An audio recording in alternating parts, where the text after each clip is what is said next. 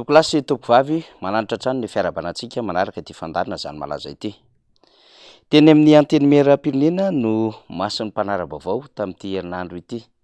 Nanomboka tamin'ny latsinainy teo no nandrenesana fa misy fiantsoana ny praiminisitra sy minisitry ny vola ho tonga eny amin'izany antenimieram-pirenena izany mba ho anontaniany ireo depute amin'ny fivoriana tsy azony be sy ny maro hatrehana izany na mihidy huis clos. Fa taorian'izay dia niazakazaka ny amin'ny hoe hisy fanaova-tsony fitsipaham-pitokisana ny gouvernemanta Tsay Christian na ny marimarina kokoa dia ny praiminisitra Tsay Christian tamin'ny talata lasa teo. Honohono nandrenesana izany fa ny ampitsony ihany dia nivoaka tamin'ny tambajotra sy tamin'ny fizaram-baovao rehetra ny amin'ny hoe tena misy tokoa ilay fitsipaham-pitokisana izay ataon'ilay solombavambaoaka makany amin'ny gouvernemanta zay ny praiminisitra no iantefan'izany voalohany indrindra. Sony 500 no fantatra fa voangona ary mbola ny fizaram-baovao rehetra ny paritaka ihany no nahitana sy nahatsapana fa misy amin'ireo solombavambaoaka izay tena miara-dia mafana fo ary niaraka tamin'ity fitondran'ity sy niary ty fitondran'ity ary ny famaly tamin'ny serasera mpanohitra mihitsy azy sy nilaza ny aminy hoe miasa tena miasa ary manao ny entso zavatra ny gouvernemanta amin'izao fotoana izao no nanosony izany fitsipaham-pitokisana izany. Nambara tao anatin'ny fitsipaham-pitokisana nandrija-teny manamarika izany ireo teboka maro samihafa izay hitantsika amin'ny sary izao. Ao ny fisaraham-pahefana tsy voaja izay fitsabahan'ny gouvernemanta exécutif amin'ny asan'ny antenimieram-pirenena. Ao ny tontolo ny tsy fandriam-pahalemana, ny resaka kolikoly, ny tsy fahaiza mitantana amin'ny alalan'ireo orinasam-panjakana marobe izay voalaza ao anatin'ity fanambarana ity. Fa miverimberina ao anatin'izany ihany koa ny resaka vidim-piainana izay tsy zakan'ny malagasy ankehitriny ka tsy voafehin'ny mpanatanteraka intsony ny mifehy izany. Ankoatran'ny hoe fanjavona an'ireo harena sy fivoahan'ireo harena izay sarobidy miala antsokosoko any Madagasikara. Miresaka ihany koa izy ny amin'ireo tranga maro samihafa amin'ny tsy fandriam-pahalemana izay isiany nialatra taova sy ny amin'ireo famonoana ataony mpitandro filaminana any olon-tsotra zany. Raha ity rija-teny izay nentina hapetraka ka hangatahana sonen'ny solombavambaoaka ity dia mafonja tokoa. Tsaroana tokoa mantsy fa ny solombavambaoaka avy amin'ny antokotiko Madagasikara tamin'ity taona ity ny fiandany taona dia efa nangataka ny isiny izay fametrahana fitsipaham-pitokisana ho an'ny gouvernemanta Tsay Christian izany ka teboka 7 no nambaran'izy ireo ho anton'izany fitsipaham-pitokisana izany. Araka ny hitantsika amin'izao sary izao dia teboka 7 izay ao anatin'izany ny fahantrana miopampana, ny resaka kolikoly avolenta, ny skandalina n'ireo olona ao anatin'ny fitondram-panjakana, ny tsy finiavan'ny fitondram-panjakana niditra tao anatin'ny fanavaozana tanteraka ny lisitry mifidy izay no heverina fa tokony ho adio tamin'izany fotoanandro izany, ary ireo endriky ny fanitsahan-dalàna samihafa izany. Fa raha ampitahina ireo dia mavesatra kokoa no izay hitan'ny antokotiko Madagasikara no hitan'ireo solombavambaoaka teo anivon'ny antenimieram-pirenena. Ny antenimieram-pirenena eto no resahana satria fahefana manokana ny antenimieram-pirenena araka ny voasoratra ao anatin'ny lalam-panorenana izany fitsipaham-pitokisana izany manoloana ny gouvernemanta ka tsisy afaka hiteniny amin'ny hoe tsy nanara-dalàna ary tsy manaja ny tany tan-dalàna ny antenimieram-pirenena amin'ny alalan'ny solombavambaoaka satria ireo solombavambaoaka ireo no mandrafitra izany antenimieram-pirenena izany. Fa teo ihany koa ny fitsipika anatin'ny antenimieram-pirenena. Ny mahagaga dia nisy famonoana hafa samihafa taoriana ny vaovao mikasika ity fitsipaham-pitokisana ity izay nambarany teo anivon'ny pejin'ny antenimieram-pirenena fa tafapetraka soamantsara izany. Nambara aza dia sony 500 amin'ny solombavambaoaka 1/500 no nanaosony nananaiky izany fitsipaham-pitokisana ny gouvernemanta Tsay Christian izany.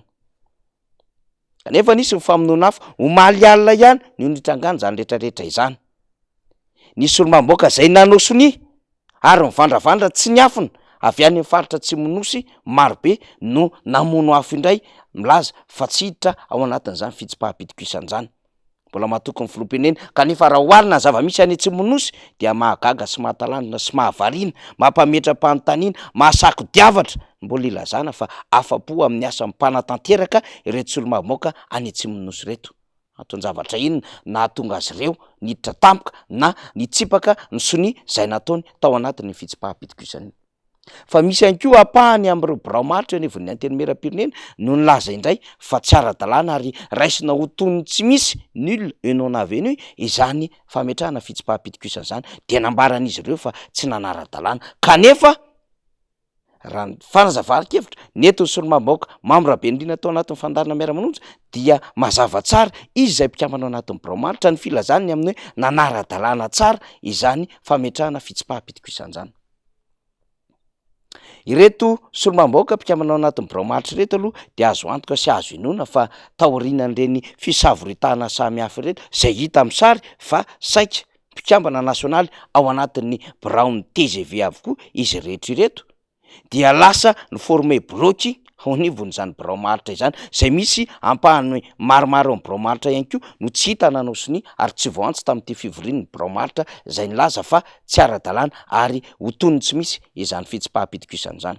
Forme zany fa ho an'ny fanlo na ny votoatiny de fa mazava ny zavatra nyresahantsika teo fa misy teboka marobe zay hitany teo anivon'ny antenimieram-pirenena fa tsy vita ny mpanatanteraka.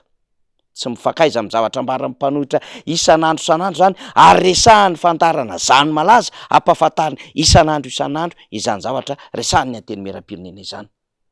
Manamarina fa nadediana sy nyfandalinana nataontsika nandritry ny volana maromaro izany fametrahana fitsim-pahapitokisana izany. Inona ny zavatra hitranga? Nitsefitra sa azo tohizana sa nidaboka hatreo iny resaka fitsim-pahapitokisana iny?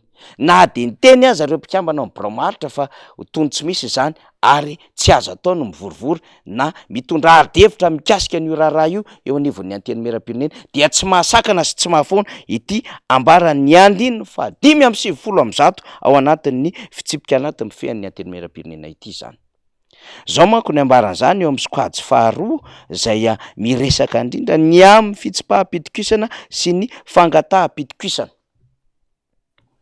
motion de censure sy ny vote de confiance dikan'izay. Andininy fa 570 ary midina ao anatin'ny andalana fahatelo isika. Zao no resahana. Manomboka amin'ny fametrahana izany dia tsy misy sonia azo esorina na ampiana intsony. Ity taratasy asehontsika ity mirakitra ny amin'ny hoe ireto ny rijateny handrafitra ny antota-taratasy hapetraka eo anivon'ny biraomaritra mikasika indrindra izany fitsim-pahapitokisana izany, de nahazo accusé de réception ara-dalàna eo amin'ny soratra menamena ambany io, tafapetraka teo anivon'ny kabinetra ny Assemblée nationale izany ary nahazo laharana. Dikan'izay dia manamarika ny zavatra voatsoratra ato amin'ny 570 milaza amin'le hoe manomboka amin'ny fametrahana izany dia tsy misy sonia azo esorina na ampiana intsony.